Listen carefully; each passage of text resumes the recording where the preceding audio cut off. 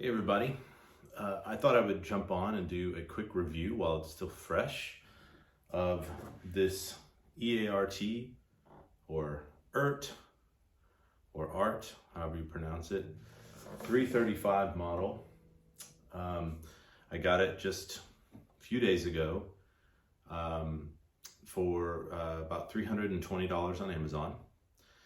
So it's a very affordable guitar. A lot of people on YouTube are reviewing these and talking about what a great value they are. Thought I would give a much simpler and an honest review of this. I bought it, obviously not sponsored. I bought it because other people said it was good and I was interested in a 335 model. I had owned an Epiphone Dot in the past and I thought perhaps this would be a better option than a Dot, given what I had heard about them. So what I'll say, this is not unboxing video, but it was really well packaged. It comes in a styrofoam case that's form-fitted, clearly like molded to fit this guitar, packaged really simply but really well. And I have done no modifications to this at all except remove the plastic from the pick guard. So I haven't adjusted anything on the intonation or the action, no adjustments of the pickups or anything like that. Right now I'm playing through a deluxe reverb Tone Master, the blonde version. So I'll just talk about what I see here. Everyone is going to talk about these frets. The frets are really excellent. The rounded over edges. I have not seen that on anything except my Northfield Big Mon mandolin, which is like a $4,700 instrument. So for $320 to get that level of detail is really nice. The tuners feel good. It has been a little bit difficult to tune, but I think it's just, you know, it being brand new and coming out of the box. I actually think the strings that came with this, I have not changed them. I think they're not very good. I don't like the strings on this too much. It definitely feels fresh. So one thing, it'll be difficult to show, but especially the first few days, my fingers would be black. They're a little bit black right now, just from playing this for a minute or two. And I don't think it's from the strings. I think it's from whatever dye they used to make this fretboard look more rosewood-like. And in fact, there's a little bit on the white binding where the white binding is a little more yellowed perhaps. So the quality control is good. This is not a Collings guitar or something like that. You're not getting you get the frets, you get some nice appointments there, but it's not going to compete with anything like a really high-end guitar. I'll turn off as well the amp or mute it here. And it's difficult to hear, but there is a slight rattle. Let's see if I can get closer.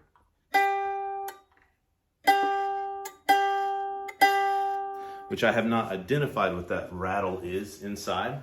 Of course, when you're playing plugged in, it doesn't translate. It doesn't translate through the amp, but there is a slight rattle. Nothing appears to be loose on the top. It could be cables or something inside the guitar causing that rattle. Otherwise, the nut looks really good. It's got this really nice flip open truss rod cover, so you don't have to take it off to adjust the truss rod, which I really like. The action is really nice. Again, unplugged here. You get a little buzz on the open strings. I'm putting a pretty heavy pick on that, but so it probably needs a little bit of adjustment. Less on the high strings, more on the low strings there. Again, right out of the box, but it doesn't limit its playability. It's just a light buzz. And then the only other thing I noticed, I'll see if I can get a picture of this to show, but the bridge and the tailpiece are not exactly straight up and down. I'll try to get a picture to show this. And the anchors that sit into the top are not all the way flush.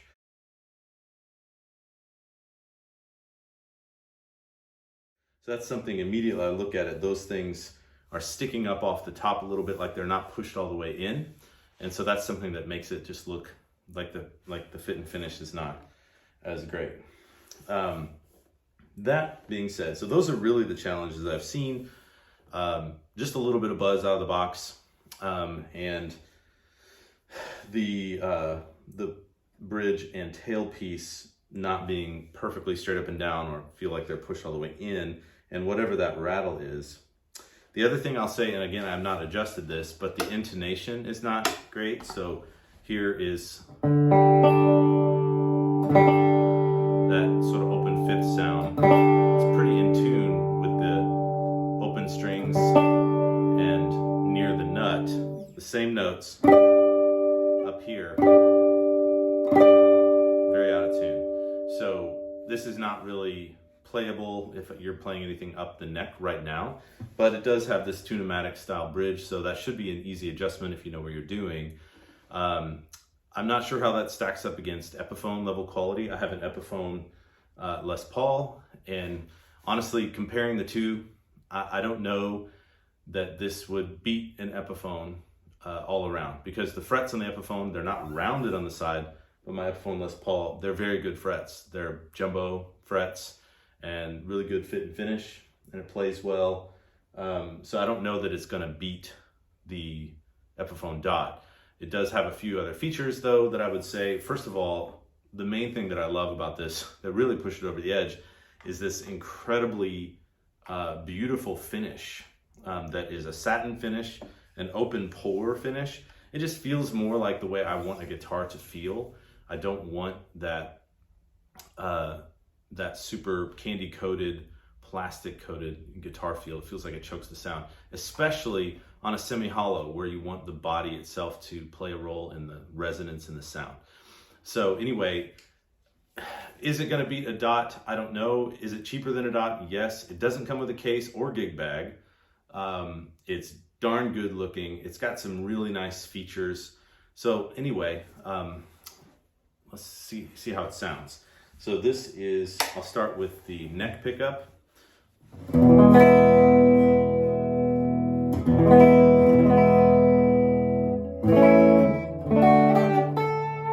So I've just got a little bit of my amp reverb on, that's the only thing.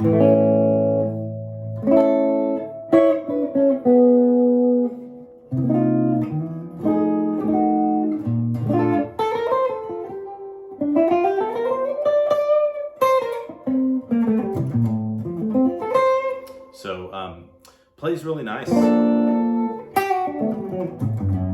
Plays really nice, sounds really good. It's brighter. My Epiphone, I put in Gibson Burstbucker pickups because it was a little dark.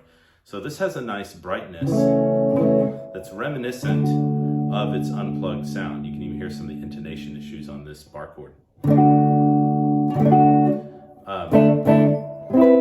one thing I wish is that I feel like it just sort of drops off on the low notes.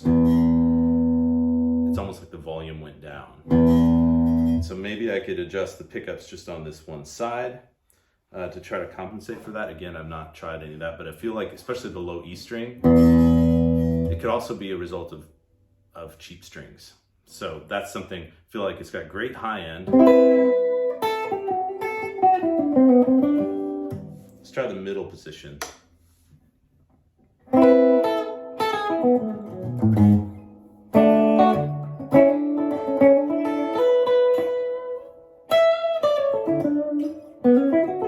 Let's try something.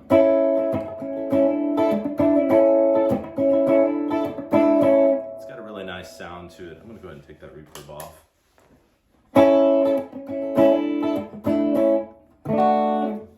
Really, that sort of bell-like tone. The neck, you can do some of that expressive, gentle vibrato with.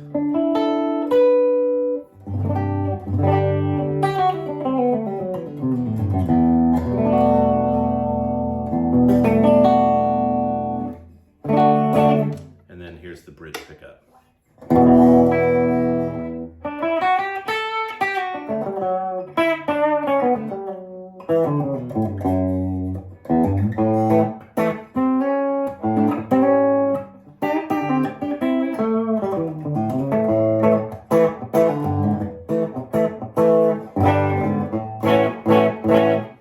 Sounds really good through this amp.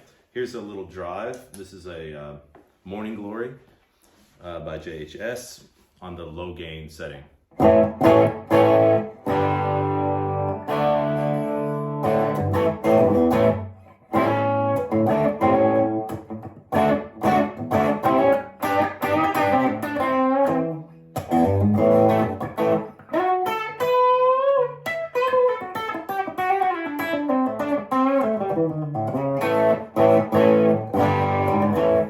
So it's got some nice bite with some drive.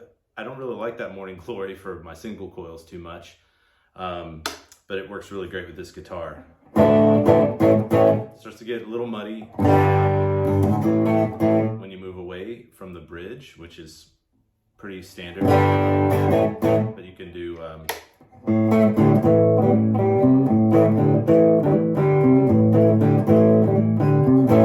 still not a lot of drive there.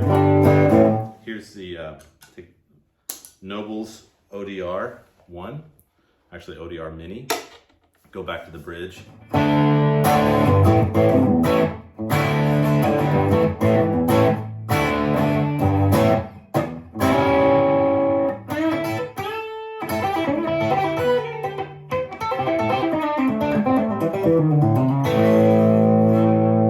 And I didn't warm up or anything, so just making this up as I go.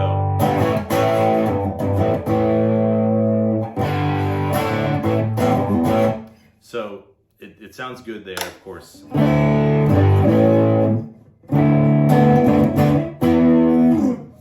It gets a little muddier as you move up to the next. So in summary, you know, I play a lot of ambient stuff, and I play country. I would play my Telecaster for country. For this might be more something like the ambient, where I was playing like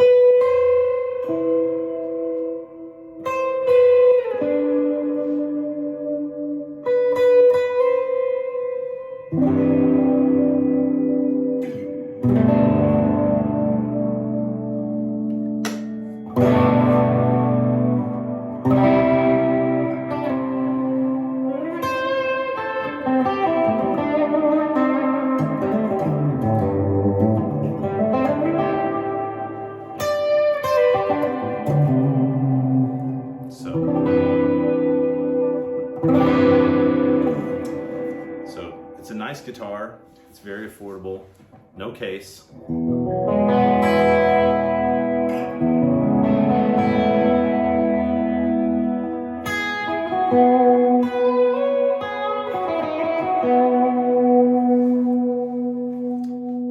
And it's pretty versatile. You know, if you were gonna do blues stuff. If I could play blues.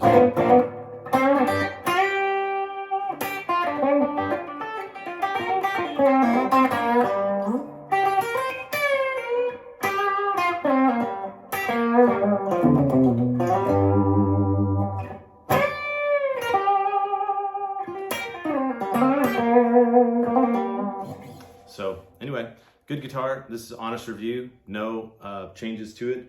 It could use little tweaks and probably be a really nice guitar. And again, a really affordable way to get a 335 style guitar that is just really beautiful in your arsenal. So there you go. Thanks for watching.